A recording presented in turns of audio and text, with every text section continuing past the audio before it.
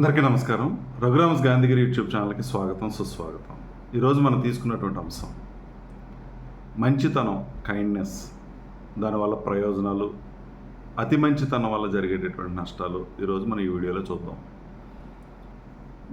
మనిషిలా బ్రతకాలని అంటే ఖచ్చితంగా మంచితనం అనేది చాలా అవసరం. ఒక మనిషికి మరొక మనిషి సహాయం చేసుకోవటం, ఆపదలో ఆదుకోవటం, కష్టాల్లో అండగా నిలబడడం, బాధల్లో ఓదార్చడం, ఇవన్నీ ప్రతి మనిషిలోనూ ఉండాల్సినటువంటి గొప్ప లక్షణాలు. కానీ ప్రస్తుత సమాజంలో ఈ మంచితనం హద్దు దాటితే, అంటే మితిమీరిన మంచితనంతో నీ యొక్క ప్రయోజనాలను కూడా పక్కన పెట్టి, నీ అవసరాలను కూడా పక్కన పెట్టి ఎదుటివాడికి సహాయం చేసేటటువంటి గుణం నీదైతే అది మంచితనం అవ్వదు, అది త్యాగం అవ్వదు, ఖచ్చితంగా అది నీకు నష్టమే జరుగుతుంది. అంటే ఈ సమాజం ఎవరైనా సహాయపడుతూ ఉంటే ఉపయోగించుకుంటుంది. దానికి ఒక పరిమితి, హద్దు అనేది లేకుండా మంచివాడిని మరింత ఉపయోగించుకునేటువంటి కార్యక్రమమే చేస్తూ తప్పించి ఆ పరిధులు వాళ్ళు గుర్తించరు. ఆ విపరీతమైనటువంటి ఆ మంచితనాన్ని చూపించేటటువంటి వ్యక్తి యొక్క శ్రేయస్సును కూడా పట్టించుకోకుండా ఉపయోగించుకోవడం ఒక అలవాటుగా జరిగిపోయేటటువంటి సమాజం మన సమాజం. అయితే ఈ మంచితనం విషయంలో నిజంగా మంచిగా ఉంటే ఆత్మవిశ్వాసం పెరుగుతుంది, సమాజంలో గౌరవం వస్తుంది, నీకంటూ ఒక గుర్తింపు రావటం వల్ల ఒక గౌరవప్రదమైనటువంటి ఒక వ్యక్తిగా, లేదా ఈ సమాజం నుంచి అందరి నుంచి ఒక చక్కటి ఆదరణ లభించేటటువంటి పరిస్థితి ఉంటుంది. నిజంగా ఇది చాలా గొప్ప విషయమే. కానీ ఈ పరిధి కనుక మనం దాటేస్తే నీ ఆత్మగౌరవాన్ని నువ్వు కోల్పోయేటటువంటి పరిస్థితి వస్తుంది.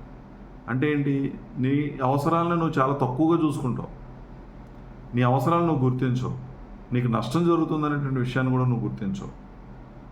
నువ్వు ఎదుటివాడికి సహాయం చేయడమే పనిగా పెట్టేసుకుంటే తర్వాత నువ్వు నష్టపోయిన తర్వాత ఏ ఒక్కరు కూడా నీకు చేయి అందించేటటువంటి పరిస్థితి ఉండదు. సో నీ ఆత్మగౌరవాన్ని నువ్వు కాపాడుకోవాలని అంటే ఖచ్చితంగా ఎంతవరకు మనం మంచిగా ఉండాలో అంతవరకు మంచిగా ఉండాలి. నీ అవసరాలను నువ్వు గుర్తించుకొని ఆ అవసరాలు పాడైపోకుండా చూసుకోవాల్సినటువంటి బాధ్యత నీ మీద ఉంది. శక్తి, సమయం ఈ రెండు కోల్పోతాం. మరి ఎదుటి వ్యక్తికి నో చెప్పేటటువంటి పరిస్థితి ఉండదు. నీకు చాలా అర్జెంట్ వర్క్ ఉన్నా సరే వాళ్ళ పని మీద నువ్వు వెళ్ళిపోతే నీ సమయం వృధా అయిపోతుంది. ఏ మనిషికైనా శక్తి పరిమితంగానే ఉంటుంది. ఉదయం లేచిన తర్వాత సాయంత్రం పడుకునేటప్పటికి మన దగ్గర ఉన్నటువంటి శక్తిని అంతా వెచ్చిస్తాం. సాయంత్రం పడుకున్న తర్వాత రీఛార్జ్ అవుతాం, మార్నింగ్కి మళ్ళీ శక్తిని కూడగట్టుకుంటాం.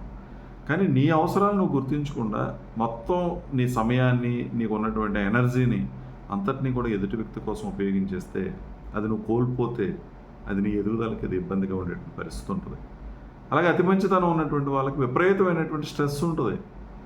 ఎందుకంటే ఎవరు ఏది కోరినా నో చెప్పేటటువంటి పరిస్థితి ఉండదు. నో అనలేము. లేదు నాకు ఇప్పుడు కుదరదని కానీ, నేను చేయలేనని కానీ, నా దగ్గర పరిమితమైనటువంటి వనరులే ఉన్నాయని కానీ సహాయం అడుగుతారు, ఆర్థికపరమైన సహాయం. నీ అవసరాలు నువ్వు మానుకొని ఆ సహాయం కనుక చేస్తే రేపు రోజు నీకు ఆపద వస్తే ఏంటి పరిస్థితి, నీ అవసరాలు ఎలా తీరుతాయి ఒకసారి ఆలోచించే. అలాగే అతి మంచితనం వల్ల మనకంటూ ఒక కుటుంబం ఉంటుంది. ఆ కుటుంబంలో నువ్వు చులకనైపోయేటటువంటి పరిస్థితి ఉంటుంది. ఎందుకంటే మరి వాళ్ళ అవసరాలు మనం తీర్చడానికి మన దగ్గర ఉన్నటువంటి మొత్తం డబ్బులు ఎదుటి వాళ్ళకి ఇచ్చేసి వాళ్ళకి సమయాన్ని కేటాయించకుండా సమాజం అనుకుని తిరుగుతూ నీ వ్యక్తిగతమైనటువంటి ఆరోగ్యాన్ని నువ్వు పరిరక్షించుకోకుండా, కుటుంబ ఆరోగ్యాన్ని పట్టించుకోకుండా ఎవరికి ఆపద వచ్చేసినా నువ్వు అక్కడికి వెళ్ళిపోయి కూర్చుంటే మరి నీ కుటుంబ పరిస్థితి ఏంటి? సో కుటుంబంలో చులకనైపోతాం. నిజంగా సమాజానికి పనిచేసేటటువంటి వ్యక్తులు చాలామంది కుటుంబంలో ఉన్నటువంటి సభ్యుల్ని సంతృప్తిపరచలేరు. ఎందుకంటే వాళ్ళకి ఆ సమయం ఇవ్వరు. నువ్వు బయటకు వచ్చి పెట్టేటటువంటి ఖర్చు వాళ్ళకు ఉపయోగించకుండా ఎప్పుడైతే నువ్వు చేసేస్తున్నావో, నీకు వచ్చిన ఉద్యోగం కానీ, నీకు వచ్చినటువంటి వ్యాపారంలో వచ్చినటువంటి డబ్బులు కానీ, ఇవన్నీ కూడా సమాజం అనుకుంటూ నువ్వు ఖర్చు పెట్టుకుంటూ మంచితనం నువ్వు చేసుకుంటూ పోతే మరి కుటుంబంలో విలువ కోల్పోయేటటువంటి పరిస్థితి ఉంటుంది. అందుకని మంచితనానికి కూడా ఒక పరిమితి ఉంది. ఆ పరిమితి వరకు మాత్రమే నువ్వు మంచితనాన్ని నువ్వు చూపించాలి. నీ యొక్క అవసరాలను నువ్వు గుర్తించుకోవాలి. నీ దగ్గర పరిమితమైనటువంటి వనరులు ఉన్నప్పుడు, పరిమితమైనటువంటి సమయం మాత్రమే ఉన్నప్పుడు మొట్టమొదటి నీ గురించి నువ్వు ఆలోచించుకున్న తర్వాత ఎదుటి వాళ్ళ గురించి ఆలోచించాలి. అప్పుడు మాత్రమే ఆ మంచితనానికి విలువ ఉంటుంది. అలాగే అడగకుండా సహాయం చేయటం, అందరికీ ఎప్పుడూ నువ్వు అందుబాటులో ఉంటే కూడా చులకనైపోతాం. ఎదుటి వ్యక్తి సహాయాన్ని అర్థించి నిన్ను అడిగినప్పుడు నువ్వు సహాయం చేస్తే దానికి విలువ ఉంటుంది. ఎదుటి వ్యక్తి కష్టాన్ని నువ్వే అర్థం చేసేసుకొని ఆ వ్యక్తి అడగకుండానే నువ్వు ఎదురెళ్ళి సహాయం కనుక చేస్తే నిన్ను ఒక ఖాళీగా ఉండే మనిషి కింద ఒక చులకన భావంతో చూసేటటువంటి పరిస్థితి ఈరోజు సమాజంలో ఉంది. కాబట్టి ఎదుటి వ్యక్తి అడగనివ్వు. వాళ్ళకి ఇబ్బంది వచ్చినప్పుడు నిన్ను అడుగుతారు, అడిగినప్పుడు నువ్వు సహాయం చేసేటటువంటి పరిస్థితి. అందుకని ఎదురెళ్ళిపోయి మనం సహాయం చేస్తే అది నీ వ్యక్తిత్వానికి కూడా మంచిది కాదు. నువ్వు ఎంత ఖాళీగా ఉన్నావో అందుకని నువ్వు సహాయం చేస్తున్నావు అనేటువంటి పరిస్థితులు చూసేటటువంటి సమాజంలో మనం ఉన్నాం. అయితే ఈ మంచితనానికి ఖచ్చితంగా తెలివితేటలు అనేవి ఆడవాలి, జ్ఞానం అనేది ఆడవాలి. అప్పుడే ఈ మంచితనము ఈ జ్ఞానం రెండు కలిసినప్పుడు మాత్రమే నీ యొక్క మానవతా విలువలు పెరిగేటటువంటి పరిస్థితి ఉంటుంది. అది గొప్ప మానవతా విలువ కనబడేటువంటి పరిస్థితి ఉంటుంది. కాబట్టి అందుకని ముందు మీరు ఆలోచించుకోండి. దీని స్వార్థం అని అనట్లేదు. ఖచ్చితంగా మనిషికి స్వార్థం ఉండాలి. అది కూడా దానికి ఒక పరిమితి ఉంది. నీ ఎదుగుదలకి ఎదుటివాడిని నాశనం చేసేటంత స్వార్థం, నువ్వు బాగు కోసం ఎదుటివాడిని ఇబ్బంది పెట్టి నష్టపెట్టేటటువంటి కార్యక్రమాలు లేనంత వరకు ఆ స్వార్థం మంచి స్వార్థం అవుతుంది. ఖచ్చితంగా నిర్మాణాత్మకమైనటువంటి స్వార్థం మనిషికి ఉండాలి. అది నీ ఎదుగుదలకు ఉపయోగపడే విధంగా నువ్వు ఉపయోగించుకోవాలి. ఎదుటివాడిని పాడు చేయకుండా నువ్వు ఎంత స్వార్థపరుడుగా ఉన్నా కూడా అదేం తప్పేం లేదు. సమాజానికి హాని తలపెట్టని విధంగా నువ్వు స్వార్థపరుడు ఉన్నంత మాత్రం అదేం తప్పేం కాదు. నిజంగా నువ్వు ఎదగాలనుకోవడం అది స్వార్థం ఎలా అవుతుంది? నువ్వు ఎదిగితేనే కదా నలుగురికి సహాయపడేటువంటి పరిస్థితి ఉంటుంది. కాబట్టి మంచితనానికి కూడా పరిమితి ఉంది. ఆ పరిమితికి లోబడే మీరు మీ మంచితనాన్ని ప్రదర్శించండి. ఎక్కడైనా నీ ఆత్మగౌరవానికి దెబ్బతినే విధంగా లేదా నీ యొక్క ఆర్థిక మూలాలకి ఇబ్బంది కలిగేటటువంటి విధంగా నీ అత్యంత ఇంపార్టెంట్ పని ఉండి ఎదుటి వ్యక్తి నీ సహాయాన్ని అందించినప్పుడు నో చెప్పడం అనేది నేర్చుకోండి. మొట్టమొదటి నీకు నువ్వు ప్రాధాన్యత ఇచ్చుకొని తర్వాత ఎదుటి వాళ్ళకి ప్రాధాన్యత ఇచ్చేటటువంటి విధంగా నువ్వు ఉండగలిగితే, నిన్ను నువ్వు ప్రేమించుకోగలిగితే, నీ ఆత్మగౌరవాన్ని నువ్వు కాపాడుకోగలిగితే ఖచ్చితంగా అది ఇబ్బంది అనేది ఉండదు.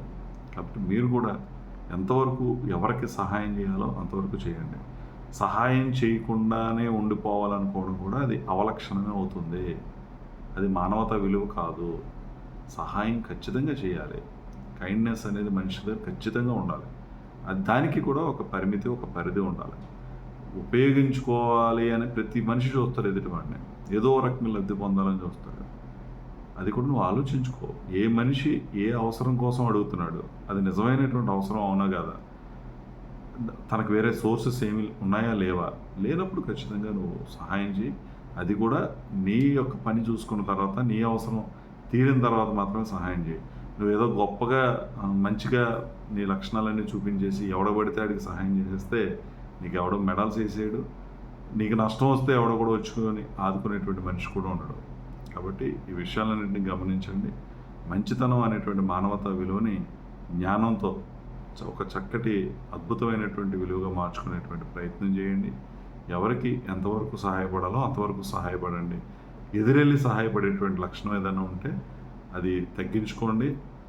అస్తమానం ఒకరికి అందుబాటులో ఉండడం కూడా అది నీ యొక్క గౌరవాన్ని నీవే తగ్గించుకున్నటువంటి పరిస్థితి కూడా అవుతుంది. ఖచ్చితంగా నీకు గౌరవం అనేది రావాలి. ఆ గౌరవం వచ్చిన తర్వాతనే నీ గౌరవాన్ని నువ్వు ఎదుటి వ్యక్తికి ఇవ్వాలి.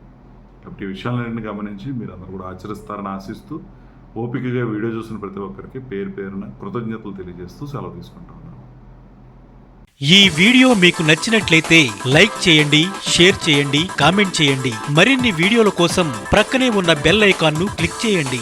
నా ఛానల్లో వచ్చే మరిన్ని ఇంట్రెస్టింగ్ వీడియోల కోసం సబ్స్క్రైబ్ చేయండి రఘురామ్స్ గాంధీగిరి యూట్యూబ్ ఛానల్.